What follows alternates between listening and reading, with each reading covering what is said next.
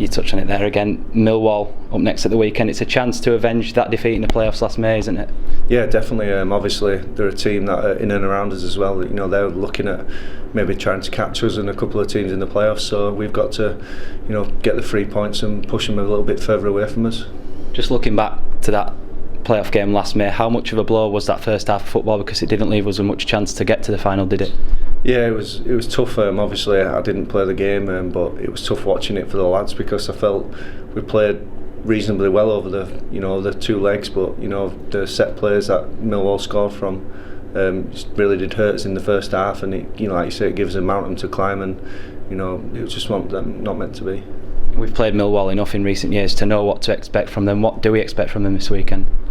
It's typical Millwall. I think they've got Morrison up front, who's going to put himself around. The 2 centre halves are physical, big, and they're playing what they feel is the right way, and it gets some results and it's effective. So whoever plays on Saturday's got to be stood up and ready for a big battle. And looking back to the recent home games against Millwall, we don't have a bad home record against them. You must have particularly good memories of that 4-0 FA Cup win that, of course, set up the Chelsea game. Yeah, obviously that night it's probably a totally different Millwall side now.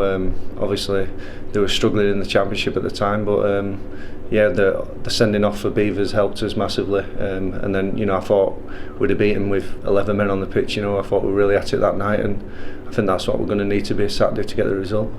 They had a bit of a slow start to the season, but they've picked up in recent weeks, and they're not far outside the playoffs. They've still got Steve Morrison and Lee Gregory up front. They're a good front pair for this league, aren't they? Yeah, obviously they complement each other really well, both scoring goals. Morrison's got a lot of experience and he puts himself around, and both of them are a handful, and we've got to make sure that we watch them carefully.